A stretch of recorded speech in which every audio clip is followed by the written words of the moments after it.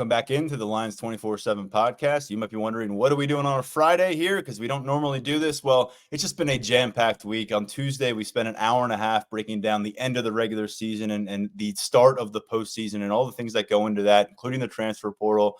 We're going to get back to focus on the transfer portal on this episode here on a Friday because that portal opens Monday. We don't plan to come back to you with another episode until Tuesday. So we'll do a one final job of setting the stage, talk about some of the offers that are already out there from Penn State in the transfer portal with Tyler Calvaruso momentarily. But first, we go back to the news that brought us a Thursday podcast. So if you missed that one, it didn't happen too long ago. We came out at you on Thursday evening with our breaking news with Andy Kotelnicki taking over as the new offensive coordinator here at Penn State. I did a much better job pronouncing that throughout the show on Thursday than I did to start it here on a Friday. But to help learn more about Kotelnicki and what he's going to bring here to Happy Valley in terms of a play caller, in terms of an offensive mind, and additionally just along with a staff fit and how he's going to deal with players, we have Michael Swain right now. He covers Kansas, the Jayhawks for 24/7 Sports, does a fantastic job. I know basketball season is usually like right there, centerpiece focus, but I guess it says a lot about Kansas. It says a lot about Kotelnicki, the fact that football's front and center here on December 1st out in Lawrence. 100%, man. I was at a basketball game earlier this week, and I didn't care about what was going on the floor. I was very much trying to figure out what's going on with Andy Kotelnicki and his future at KU. So you're right. And it speaks to the job that Lance Leipold and the entire coaching staff did, where here we are in December now, and everyone's talking about football, right? There's not a lot of discussion going on about, the Kansas versus UConn top 5 matchup going on at home tonight, but everyone's focused on football. So I'm excited. I'm a big football guy anyway, so it makes it pretty fun. Let's keep your focus there for a bit longer. We're about to get to know Kotelnicki a lot more in the coming months, in the coming weeks. He's going to get to work here in December, much like Manny Diaz did a couple years ago, kind of working in the background, taking notes, and then taking over fully come January when this team finishes out its bowl run. But in terms of what you witnessed at Kansas, it was a 3-year sample size. Prior to that, he's at Buffalo. Prior to that, he's at with Wisconsin Whitewater, and the entire time he's got the same head coach. So let's start there. Is that the most surprising part of this aspect, that he has come to the point in his career he's willing to part ways with Lance Leipold? And what do you make of that decision? Yeah, totally. So loyalty is a big thing, I think, for a lot of people around the Key football program. And Lance has brought the same kind of core with him along the way. Brian Borland, the defensive coordinator for KU, has been Leipold's defensive coordinator since his first season at Wisconsin Whitewater. Like, we're talking over a decade of spending time together. And for Kotelnicki to leave, I think shows obviously the status that Penn State has in the college football world. And I think Kotelnicki has made it no secret that he wants to be a head coach one day. And how do you become a head coach the fastest? Well, you might argue, hey, you stay at Kansas next season, they're going to return a lot. And maybe with the great season, he gets head coaching looks. That's one path. I think the other path is going to Penn State with Drew Aller, Singleton, and some of the sweet skill position players they have, and showing out for a season or two, and then doing what maybe Joe Moorhead did, where you move on and get an even higher profile head coaching job. So I think it speaks to Penn State, what they have, and the talent and the opportunity that he decided to jump. I think this time last year, when KU renegotiated that contract and got the $700,000 buyout to move laterally to another OC job, I think a lot of people around KU thought that was it. Andy Kotelnicki wasn't going to leave unless it was a head coaching job, because there aren't many programs that are willing to dish out $700K to get an offensive coordinator. So again, it speaks to Penn State, the opportunity, but also I think Kotelnicki's ambitions to be a head coach at the highest level, that he decided to take this job. Michael, right before we sat down to record, Penn State put out a press release announcing this officially. That didn't happen until Friday afternoon here. Of course, we were able to confirm that on Thursday with our reporting at Lines 24/7. But just to really quickly address what James Franklin said here, because he said he was looking for a head coach of the offense. And if I could just quote this real quickly, quote, "Our search process for an offensive coordinator was extensive and thorough throughout. Andy's name kept rising to the top of that list. Not only were we impressed with Andy's history of successful offensive production, but he has really proven an ability to win at all levels and play to the strengths of his personnel. In his 18 years as a play caller, he has a track record of coming into a program and improving offenses, especially through explosive plays, third down conversions, and red zone success. Now, third down conversions were a huge problem this year in the two games that mattered most, Michigan and Ohio State. A combined 5 of 30, 17% conversion rate in those two matchups. And explosive plays were lacking throughout this campaign. It was a pretty stunning aspect of the failures of this offense under Mike Yurcich. So can we begin with those explosive because I know folks are looking at the talent and the personnel here, and it doesn't match up with the results that we saw on the field here in 2023. I'll tell you who's really pissed off that Andy Kotelnicki's going to Penn State. It's safeties coach and defensive backs coaches around the Big Ten, because when you look at and Tyler, you'll realize this when you watch a game live. Like, there's so many times in a game that you'll watch a play happen and you're just thinking, what the heck just happened to the defensive backs? What are they looking at? Because guys are running wide open. You've seen it all the time. And look, KU does not have NFL talent. Like, they've got maybe an offensive lineman, Dominic Pooney, on the left tackle. He's an NFL guy. And then the running back, Devin Neal. Outside of that, it's a lot of guys that are great college players, but not a lot of NFL guys. And I think the ability for Kotelnicki to bring the best out of those guys is what you've seen happen. And it happens through scheme. And that's exactly what KU does. And obviously what Penn State will do now going forward. It's a lot of building off of multiplicity. I remember West Virginia's defensive coordinator sat in front of media after playing KU, like, perplexed because he didn't, like, KU ran the same plays just out of different looks, and it just completely confused West Virginia. And so it's the ability to make things very complex for defenses and then for the offense to be able to understand it. And that's why spring ball is so important. And you saw the evolution happen, right? In 2021, this coaching staff was brought in without a spring. They got brought in April, which is so late. And the offense that year wasn't great. But then you saw the jump last year where all of a sudden it looks like they're running triple option at times. And then they're hitting the opposing team deep. It was just a very explosive offense. And so what they do is it's a lot of outside zone looks. And it's a lot of multiplicity within that where, Aller isn't necessarily a dual threat guy. I don't think he's going to be someone like, Jalen Daniels, where he's going to run for 100 yards a game, a ton, but he's mobile and he's a big guy. And they're going to use his legs to their advantage. And so I think overall, right, what they do is getting people's eyes in the wrong spot. It's a lot of motion. I think KU ranked in the top third of college football in motion, pre-snap motion. So it's a lot of getting defenses' eyes in the wrong spot and all of a sudden hitting them behind with guys that are wide open on crossing routes, deep routes, like things like that. And obviously Aller has the arm, right, to make those plays happen.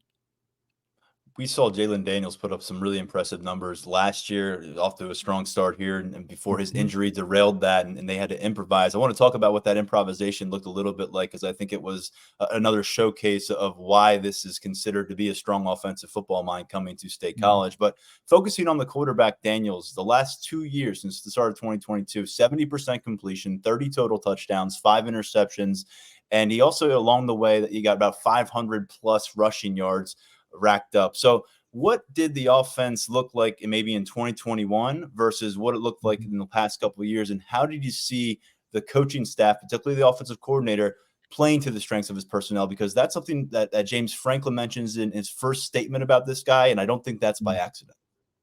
No, it shouldn't be by accident. And he does a really good job of building around what people's strengths are. And I think it's even better to not even count 2021, but look this year.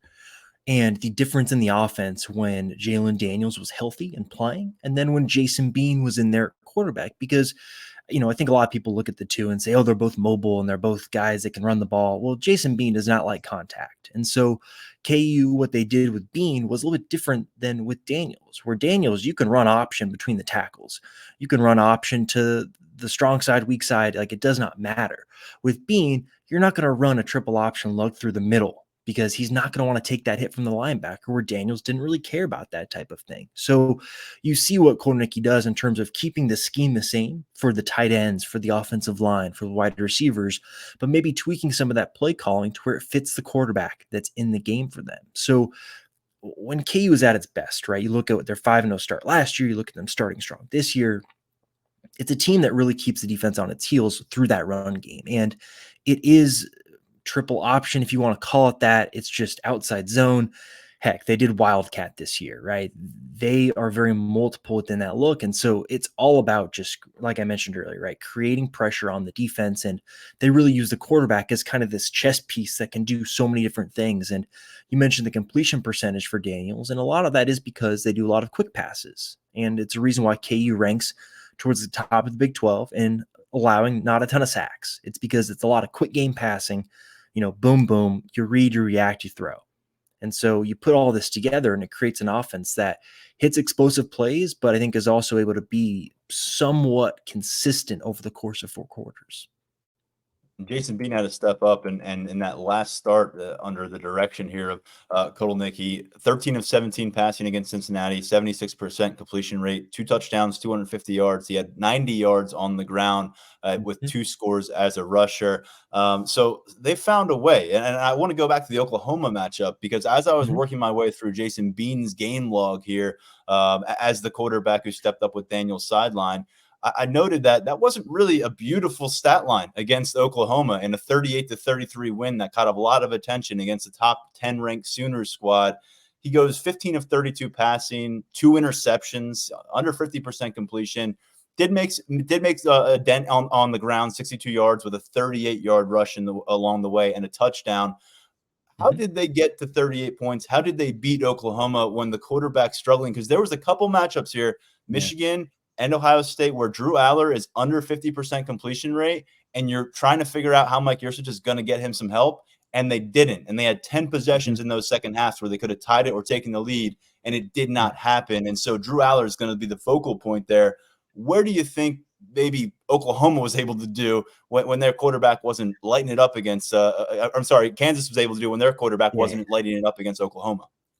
Well, it helps when your defense scores a touchdown to open the game. Yes. That definitely helps you get to the point total. But I think, it's kind of finding a way. And let's be honest here, right? Jason Bean is a good college quarterback, right? He can make big throws, he can run, but golly, he makes some really terrible decisions. And I think you saw that against Oklahoma, where there are really 2 times where KU runs different play calls and he just can't read the defense and throws an interception. And Kotelnicki came out after and said, hey, I've got to call better plays. And I'm sure we could probably hit on that, because I think KU fans will say too, Penn State fans got to be ready to pull their hair out at times, because it's going to happen. Like, there's going to be times where you're frustrated with the play calls. But I think in that game, KU did such a good job of adapting, right?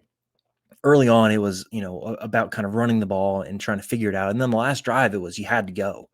And like I mentioned, right, guys get open deep down the field with this offense. And it just happened that Bean all of a sudden kind of found that rhythm late in the game and leads them on that game-winning drive. So, I think in terms of the scheme heading into a game, Kotelnicki does a very good job of making things weird. And that's what that game was. It was a lot of motion. It was a lot of pre-snap movement, guys moving all over the place. They introduced the Wildcat in that game. So he really did find a way to just confuse Oklahoma. And look, Brendan Venables is a defensive coach. That's a defensive staff over there. And to have a game plan like that, where you really confuse the opposing defense for most of the game and make their linebackers look slow because they're thinking too much, like that, I think is what Penn State fans should be excited about. And that was a heck of a game. It was back and forth down the stretch, and they pull out the victory. You had 3 different running backs combined for 4 touchdowns. A final minute drive there in the victory over Oklahoma, and obviously one of those signature moments so far for Kotelnicki in his career as a play caller. And let's talk about the autonomy that he has had, because the phrase carte blanche has come up when discussing how he's been able to handle his offense within that facility at Kansas. And now he's going to transition to a new boss for the first time. 11 years as an offensive coordinator with the same guy looking over your shoulder, or really not looking over your shoulder. It's a pretty sweet gig that a lot of people would love to have as an offensive coordinator. What does that look like? And at times, how has that been reflected on Saturdays, whether for good or bad, and him being able to coach with such confidence? I got a good story I can tell you here in a minute. Lance Leipold's very much the modern day CEO, and he sits in the back of the meeting room and just observes, right? He's not going to chime in and say, "Oh, we need to do this or we need to do that." That's not who he is. He lets his coaches coach, and he stays out of it and he manages from afar.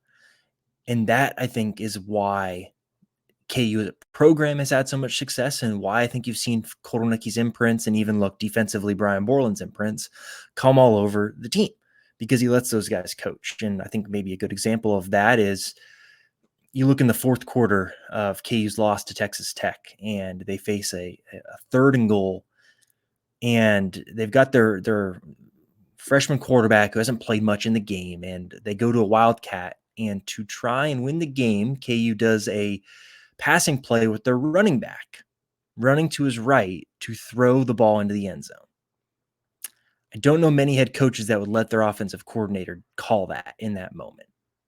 It didn't work, and I think it's one of the points of frustration for KU fans is that play call. But it's a good illustration of the fact that Lance Leipold, he flips back and forth on the headset. It's not he's always on offense and is always telling Kotelnicki, no, we need to run this, we need to run this. It's more, hey, let's try and bleed clock on this drive, or hey, let's try and push the ball down the field. It's not we need to run, outside zone to the wide side of the field with so and so in the game. That's not how he does it. So Kotelnicki has had the ability to do what he wants, and I'm fascinated to see how this works with James Franklin. Something else he has waiting here, aside from the new boss, is two quarterbacks who have experience in Big Ten matchups. Now, some of it by injury, but most of it by design, or because in late in blowouts, we've seen quite a bit of Bo Pribula. He's the team's third leading rusher, 6 yards per carry, over 300 rushing yards. Got to flash a little bit of the arm. He hasn't done much of that. Threw a touchdown last week against Michigan State, but they've already tried to do the two quarterback thing. It's something that James Franklin was signaling out since the spring that they wanted to do. It's something that we didn't see until deep into the season. And when we did see it, it looked a little clunky at times, looked as best at it as it had back on Black Friday. But with this offensive coordinator coming to town, and Andy Kotelnicki, and understanding he's done two quarterback stuff, what does it look like at Kansas? And when we're talking about, former 5-star, kind of more of a pocket presence in Drew Aller, and then this definitive dual threat, a guy that if we know anything about him, he can take off and run down the field. What can that do for his playbook here at Penn State? Yeah, I'll be really fascinated to see what he does with that, because, obviously Drew's arm is special and he's going to use that. But, one way you can unlock that too is getting defense's eyes in the wrong spot. And I feel like that's a very common theme of our conversation here. But what you saw Kotelnicki do with Jason Bean, who, for folks that don't know, was one of the fastest people in the state of Texas when he was coming out of high school. His track times were insane. We're talking sub, I believe, 10.8 100-meter times. He's an incredible athlete. And what KU did was they used Bean as kind of a motion piece. And then occasionally, I think there was one play against K-State where Jalen Daniels handed the ball off to Jason Bean, and then Bean ran to the left and then threw the ball back to Daniels, who then threw it forward. It gets tricky. And so I think you'll see Kotelnicki, if he evaluates the both quarterbacks and realizes that, okay, this is a package we can do, that's something that he will be open to doing. And that's a big thing too, I should probably bring up here, is that Kotelnicki is very open-minded. He did a meeting with every single position group on offense during preseason camp and let every single player come up with a play. And he forced them to explain the scheme, the concept, and what they wanted to accomplish. And then he helped the player work through it, refine it, and if it was good enough, they installed it. And KU used some players' plays, I think 3 or 4 times this year, and they used them multiple times. So this is a guy that's very open-minded. If someone brings an idea to him that works and it fits, he'll do it. And so I think the two quarterback setup and scheme is a perfect example of that. Well, James Franklin has used the word collaboration when describing his offense at a very high rate in the last couple of weeks since firing Mike Yurcich. So I think he's going to wrap his arms around continued collaboration if he can get it, starting at the top with the offensive coordinator. Let's wrap with this, Michael. From a personality standpoint, we addressed it a little bit on our podcast yesterday, because The big personality is apparent. I think if people go and look at some of the interviews that are out there, you can kind of pick up on that. But just finding out a little bit from those who've been around him, it sounds like he's a fit here at Penn State, where guys are going to get on each other. They're going to have a little bit of fun talking in that facility. Some of those late days and early mornings and stuff, you got to survive it. And they have a sense of humor around here. They can be tough on each other sometimes, but I think at the end of the day, it's a strong camaraderie. What does he bring from that aspect? And on the day-to-day, we know he also was overseeing the tight ends room at Kansas. Typically, what was his role with the Jayhawks on a day-to-day operational, from what you understand? Yeah, so obviously super big in the game plan, right? But KU's offensive staff have all kind of been around each other for a long time. So again, collaboration was a big part of that. He did work with the tight ends, and you saw a lot of improvement, right? You saw someone like Mason Fairchild go from being okay blocking tight end to a solid blocker and a guy that's all Big 12. So he is a very good tight ends coach. In terms of the personality, right? He's a big personality. Around the facility, and I think even in the meeting room with us, right? He did do weekly press conferences with us, and Weekly. Yeah, that's how KU does it. So KU does Tuesday or Monday, Leipold will talk, and then Wednesday, both coordinators will talk. I don't know how Penn State will do it. If you guys are gonna miss out on some fun stuff with Kotelnicki if he Michael, doesn't we talk get more weekly, than other beats. We get more access than other beats, so I don't want to complain. But we typically will get a coordinator maybe 5 times a year, so we'll make sure we take advantage when that Yeah. happens. Hey, I know people who may see a coordinator once a year, so I'm not going to complain here at Happy Valley. I'm sure there's things that you don't get at Kansas that maybe we get around here. But that is interesting to me. So you have a very good scope. After losses, after wins, we get most of these coordinator things either in the postseason or at the bowl destination or in the spring or before the season. There's typically one in the season. So let me focus there. What's he like after a loss when things aren't going right? How did he handle himself? It's very much the same, and I think I'm trying the right way to frame it. He's good at handling tough questions, doesn't necessarily answer them, but it's also in his right to not answer them. I think this is one of those situations where when you talk to him every week, right, win or loss, I think he's willing to own the things that aren't great and talk about the things that are. And so he's someone that, at least for us, right, in the meeting room, like is very funny, will tell jokes. I mean, we were talking about Thanksgiving side dishes the last time we talked to him. Like he's We've been there brought with James Werther's. Franklin. Don't worry about it. Yeah, I've seen some clips of that too, but he brought Werther's originals in for was passing those out one day. Like as he has gotten more comfortable, you can see his personality more and more. And so I think this season was a very good illustration of that, where he felt very comfortable, rightfully so, right? You got the title of associate head coach, highest paid coordinator at KU, maybe ever. And it showed. So he's someone that is going to be a very positive personality. The players are going to love him because he's smart, he listens, and he holds people accountable. And I think that's a big thing too, is we get to see practice too. And I've seen a lot of him holding people accountable. That's how I'll frame it. We'll see what that looks like here. As far as we understand it, December is going to be more of an intel gathering phase for Kotelnicki, and then I think we'll see some of that holding people accountable on the field come 2024. Thank you so much, Michael, for your perspective. Michael Swain covers Kansas. I know basketball season's approaching, but hey, football's doing some good things. This is a sign of growth, I think, there. The fact that Penn State wants what they have cooking with this offensive coordinator. So good luck to you on whatever comes in covering from the staff. As you mentioned before we recorded, they got $700,000 to play with all of a sudden and a $1.1 million vacated salary. So someone's going to get paid. Yeah, ain't that right? All right. Take care, Michael. Thanks, Tyler. Appreciate you. Let's shift over to Penn State football recruiting now. And in fact, we're going to go heavy into the transfer portal on this conversation. But to begin, we keep the focus on Andy Kotelnicki with Tyler Calvaruso, our resident recruiting expert at Lions247.com. Tyler, welcome in. And Michael Swain just filled us in on a lot about Penn State's new offensive coordinator. I know you've been doing some digging about what some quarterback recruits think about him. Just generally, the timing of this offensive coordinator hiring coming the day before Penn State coaches are back out on the recruiting trail, coming 3 weeks before the early signing period, and at a time when you're really in the thick of it, evaluating junior season film and trying to prioritize your targets for the 2025 cycle. They get it done on a Thursday. Now we're in December. What do you make of that timing? I'd say it probably worked out the best it possibly could have for Penn State in terms of timing. I mean, you just mentioned, coaches getting back on the road, for recruiting. I mean, he's got to get to know some of these offensive guys. That's going to get the chance. He's going to get the chance to do that when Penn State goes in home with the 2024 commits. It's a good time for him to get the ball rolling on 2025 evaluations, getting to know some of the 2025 offensive commits Penn State already has on board. So definitely a positive for Penn State in terms of timing, and the reception has been a positive as well. I actually just talked to Ethan Grunkemeyer. He's really excited about the hire. Beckham Kritza, the 2025 quarterback commit, he was definitely encouraged by the hire. As far as targets go, Malik Washington, I got the chance to catch up with him briefly, and he's excited to get to know Kotelnicki and learn more about his offense and his potential fit at Penn State. So the early returns are definitely positive, and I mean, they've been positive, widespread. Every recruit that I've gotten the chance to talk to, they're excited about this hire. They think James Frank will push the right button here.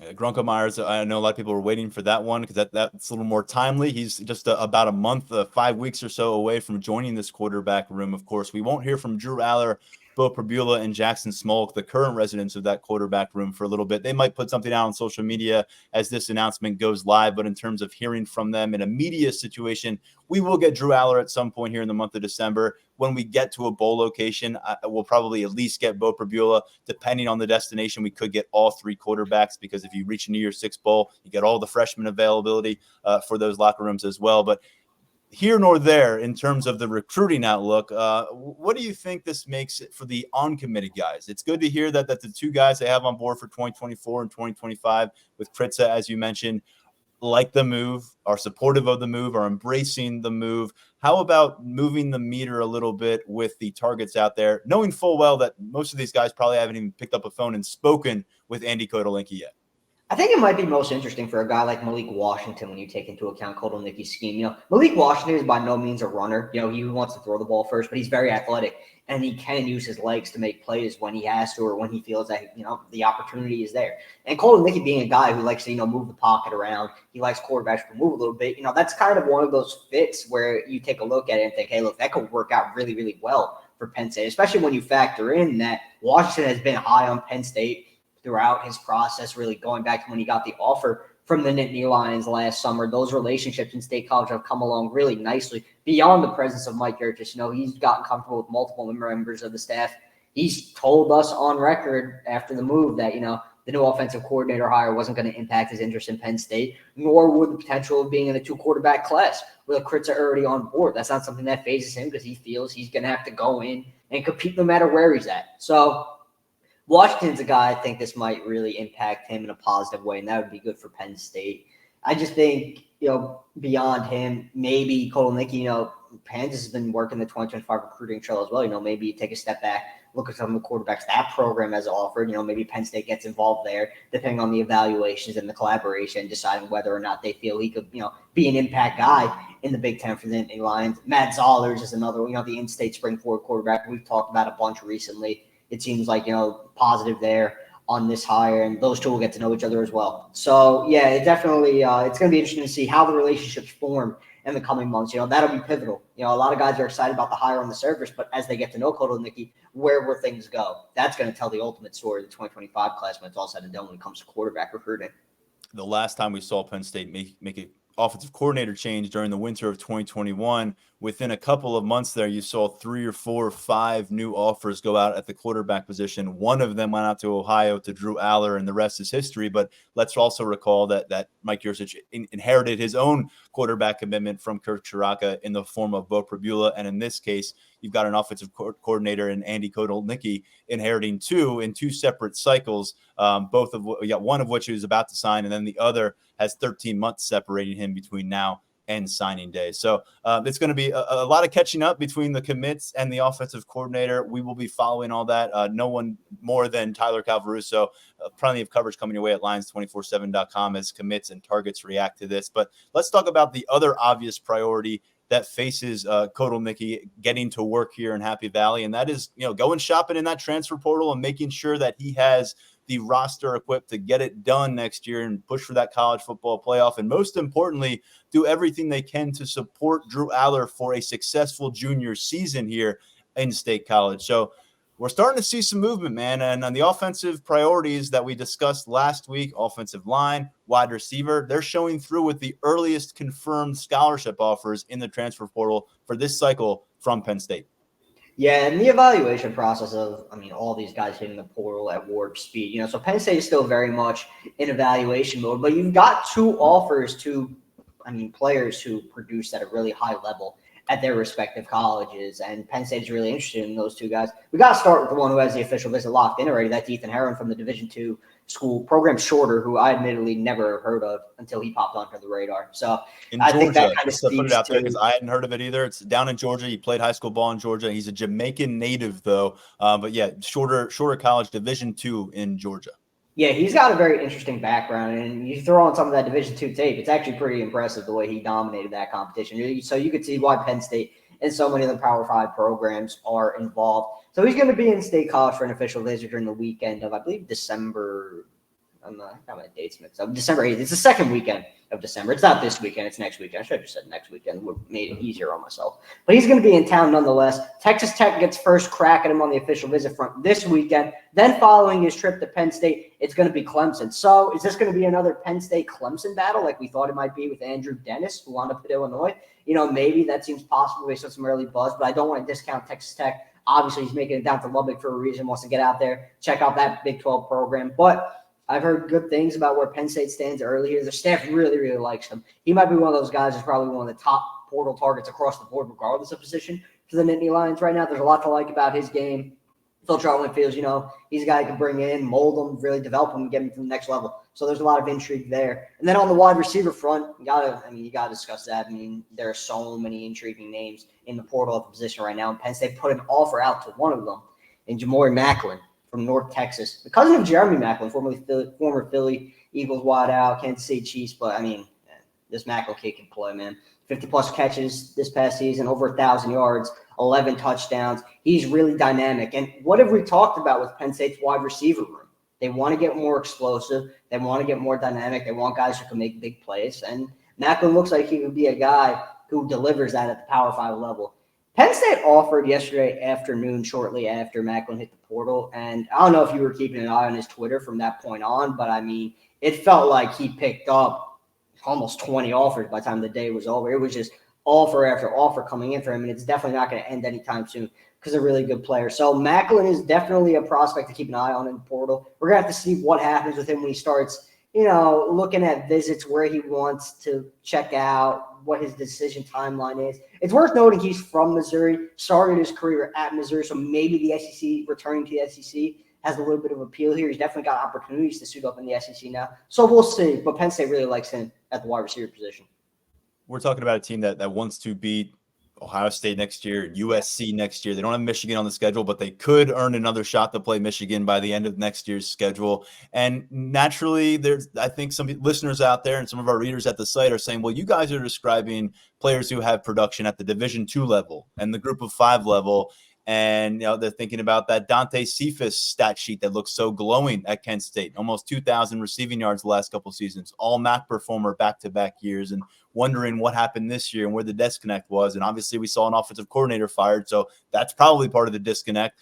But what do you kind of think about Penn State's approach? Do you think it's going to be heavy on finding guys on the upswing, or do you think there's also going to be some legitimate Power 5 targets out there? And what goes in that's maybe differently from what you've gathered in the transfer portal here in 2023 in targeting someone who's accomplished it at the Power 5 level versus targeting a guy who's done it Division II, Group of 5? I think it's going to be a mix because there are a lot of Power 5 guys who have, established themselves as legit Power 5 talents in terms of production that are in the portal right now.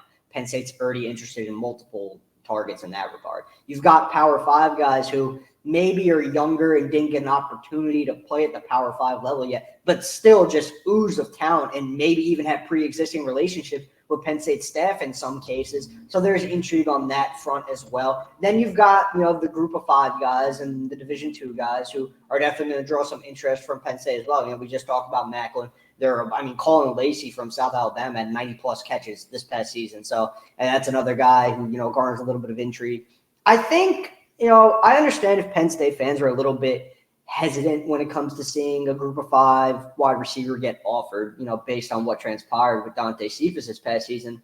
That might be a little bit of, recency bias working against the Group of 5 wideouts because Mitch Tinsley came to Penn State and produced just fine for the Nittany Lions. And he came over from Western Kentucky, another Group of 5 program. So, not every player is the same. You're not going to get the same output just because it's a Group of 5 receiver going to Power 5. There are plenty of Group of 5 receivers who are more than capable of making an impact at the Power 5 level. In Penn State, I mentioned that they're in evaluation mode. Part of that evaluation mode is throwing on the tape and seeing if these players, specifically at wide receiver, have traits that can translate to production at the Power 5 level.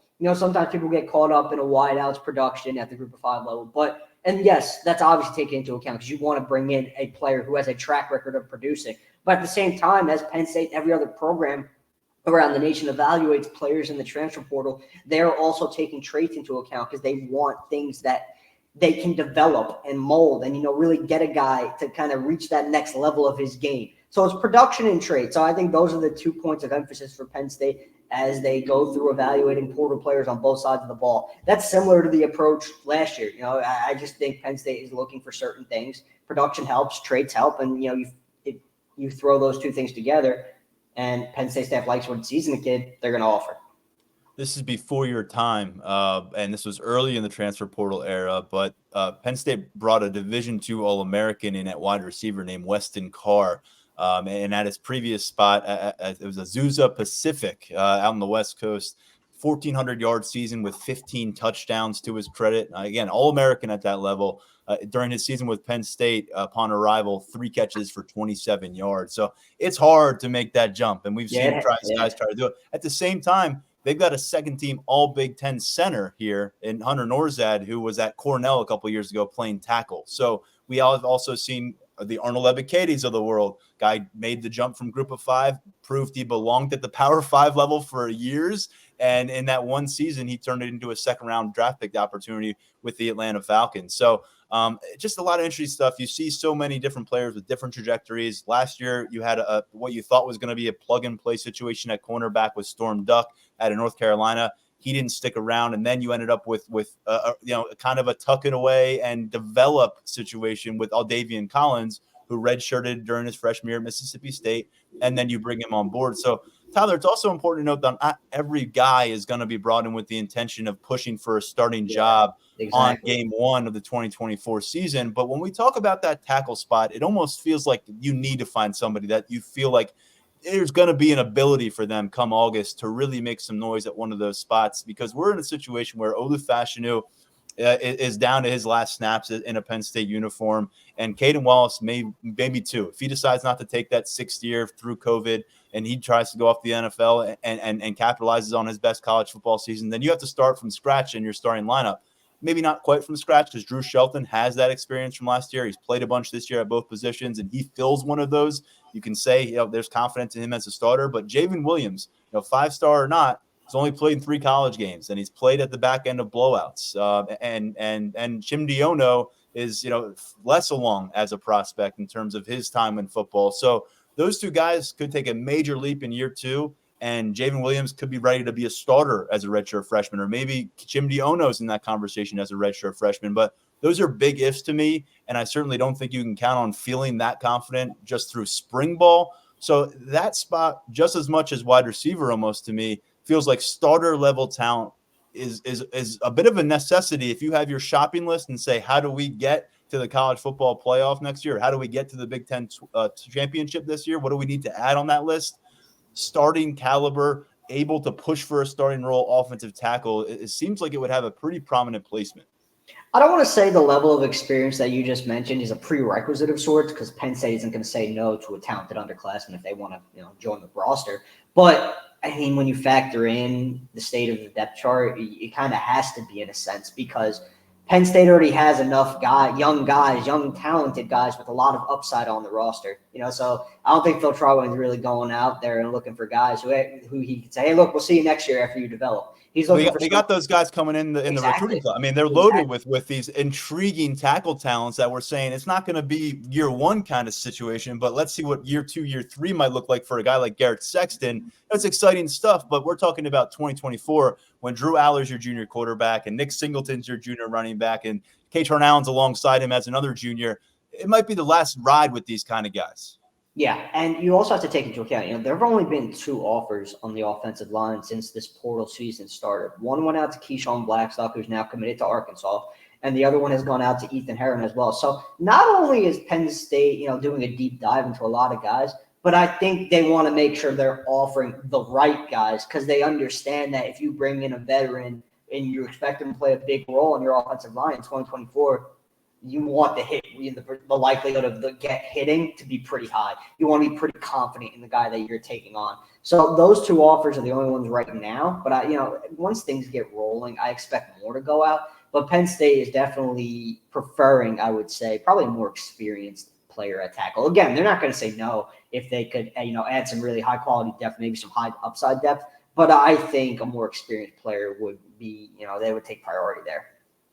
You mentioned a few of those receiver names that you're also keeping an eye on. Colin Lacey out of South Carolina, Antoine Wells out of South Alabama is Lacey. Antoine Wells out of South Carolina. There's so many schools and names flying around these days with coaching searches and the transfer portal. And then Deion Burks is an interesting one, an all Big Ten caliber receiver from Purdue hits the portal here. Is that one that feels like there's going to be a crowd around, and do you think that Penn State's worth monitoring? Oh, there's definitely going to be a crowd around that one. I don't know how many, Big Ten proven receivers are going to be hitting the portal this offseason, but Burks is the first, and he's got the eye of a lot of high-level programs. You mentioned Avante Wells, and, Juice Wells, he's an interesting one to me because, his career at South Carolina, he was a first-team All-SEC wideout in 2022. Dealt with injuries throughout 2023. Only wound up playing in 3 games, There are whispers about the way things ended there for him, in terms of NIL and stuff on that front. So, I'm sure that's something that all the programs that get involved with him are going to be vetting. But one thing that is interesting with Juice Wells is he's from Virginia. He played at Highland Springs, and that is a program Penn State is plenty familiar with on the recruiting trail. So he might be worth keeping an eye on at this point. He's proven himself to be a high-level power wide receiver. You don't become an all-SEC selection if you're not going out there and balling out on Saturday. So Juice Wells one to keep an eye on. There are a lot, man. It seems like, by the time we get done with this episode, there's going to be like 3 or 4 more high-quality wideouts hitting the portal. Just before we hopped on, Rico Flores from Notre Dame, he was their top receiver this season. He's entering the portal following the firing of their wide receiver coach. So there's just so much movement.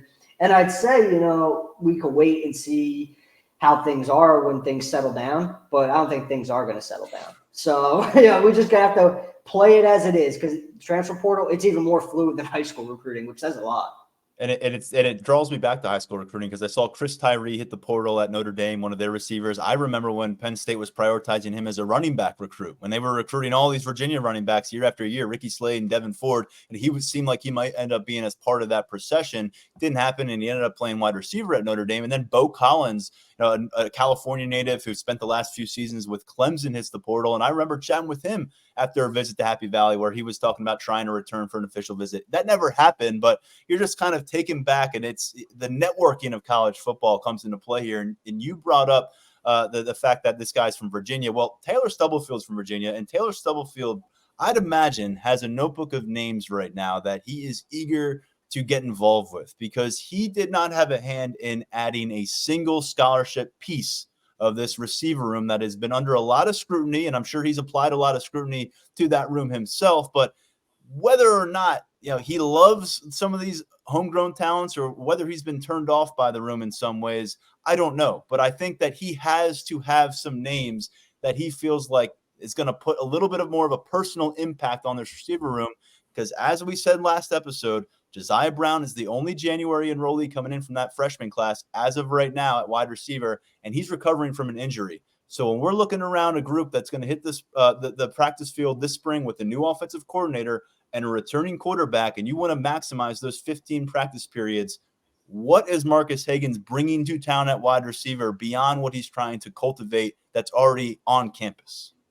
I just really feel like he's looking at what's out there in the portal. He's looking at guys who he has had previous relationships with, going back to when he was at Virginia. There are some guys in the portal who picked up offers from Hagens while he was at Virginia. So that's something to keep in mind here as Penn State goes about targeting wideouts in the portal. I really think he's just not necessarily looking to overturn the entire room because there are obviously already some talented players in Penn State's wide receiver room that he inherited from Taylor Stubblefield. But, there is a need for talent at the position. And, not every receiver who's currently on the roster, odds are, not all those guys are going to be back next season. That's just the nature of the portal. So there's the opportunity to add fresh talent at the position.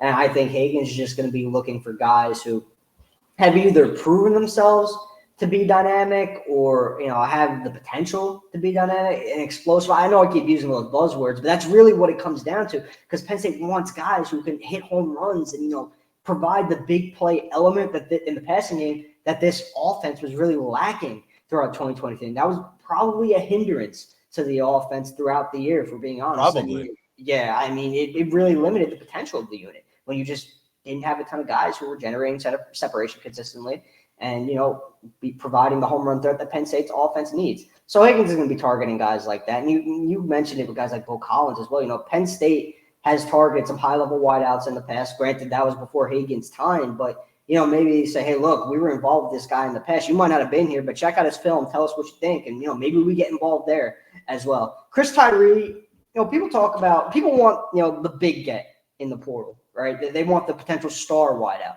You also need some really quality depth as well. We always talk about quality depth on the offensive line, the defensive line. You definitely need it at receiver too. So is a guy like Chris Tyree, maybe he's not one of those guys who's going to come to be a number one or number two receiver for you. But if you do go after him, he could definitely give you some quality depth. He was praised as a good locker room guy throughout his time at Notre Dame. He provided something in the return game for the Fighting Irish, and he's a veteran. So maybe a guy like that is a potential quality addition. Bo Collins, he's got a ton of talent. I remember him as a recruit. That guy can play. So it's a lot of different avenues that Penn State is exploring at wide receiver. And it's going to make for a fun offseason in the portal, because that Macklin offer, definitely not going to be the last one Hagan throws out. We'll be keeping tabs on it. And Tyler, along the way, Penn State is trying to balance that recruiting class. It doesn't feel like they're at risk of losing guys, and they're in good shape in terms of staff relationships right now, although we'll always monitor the staff every day of December. You just never know with college football. Manny Diaz is at the forefront of that right now. But when it comes to locking up this 2024 class of high school talent and bringing in a freshman class next year that's able to contribute, what are we looking at here? We're down to just a few weeks before that early signing period, and coaches are back on the recruiting trail today, and they will be for the next few. What's happening right now, and why is it important?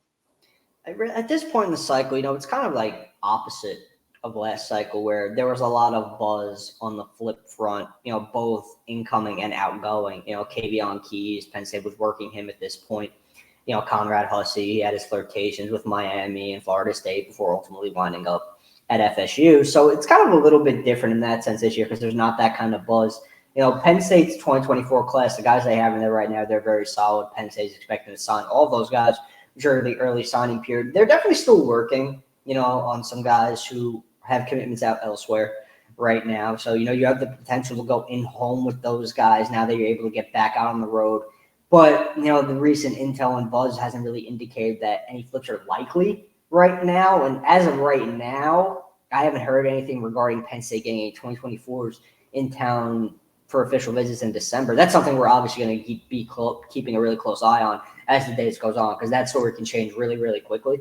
But that's the way things are right now. So we're just going to have to see what comes about leading up to the early signing period. When it comes to Penn State's 2024 class, things are looking really good there. The staff's going to be out on the road checking in with those guys now that they have the opportunity to do so. And that's a class that, as of right now, has 25 players on board, number 13 ranked nationally. And we're going to get a chance to hear from one of the top members of that group on our next episode of this podcast as we start to really set up for these early enrollees. If you've listened to this podcast for several years now, you know that December for us means a lot of conversations with some of those incoming early enrollees. We're going to continue that theme this month. And I know Tyler's pretty fired up to get some of these recruits on the show as well. Hey, man, we appreciate your perspective on the portal, on recruiting. It's happening 24/7 over at Lions 24/7 from you, not just here on the podcast for the segments we get you on, but you'll be hearing from Tyler on the portal very soon on the podcast, I'd imagine. We're going to do our best to handle all the breaking news and some of these new targets that are going out on a daily basis. And just stick with us on our coverage on Monday, folks. Not just at Lions 24/7, but across this 24/7 sports network. It is a full-fledged postseason transfer portal period wide open. Everybody's welcome to the party. Players can dive in. Up to this point, the players you've seen entering the portal have been grad transfers who've already graduated from college. You've got the Division II players, guys coming up from different levels, lower levels of football. And then you've got players whose head coach has either left or been fired. And so they have that opportunity. So just a little bit out there. But Tyler, we're about to get to some serious work come Monday. And I appreciate everything you do. Yeah, I'll close with this for the Penn State fans listening right now. If you think it's been crazy so far in the portal, just wait until Monday. It's going to get ratcheted up times 10. So gear up for that. You better get some sleep, man. Make the most of this weekend. We'll talk to you soon. All right, man. Later. Great stuff, as always, from Tyler Calvaruso. Before him, we had Michael Swain on to break down Penn State's offensive coordinator hire. If you missed our Thursday episode of this show, we spent 40 minutes exclusively focusing on the hiring of Andy Kotelnicki with Mark Brennan, with Daniel Gallen, breaking down the news as it was surfaced and really the impact that we anticipate for Penn State here in the coming weeks and ultimately going into 2024. Plenty more coverage on the addition of Kotelnicki over at Lions247.com, along with the latest on the transfer portal and the recruiting trail. A lot happening over at the site right now. 30% off an annual subscription, $1 for 1 month if you want to take a look during a busy December. For now, stepping aside from this special Friday edition of the Lions 24/7 podcast, I am Tyler Donahue. Thanks as always for listening.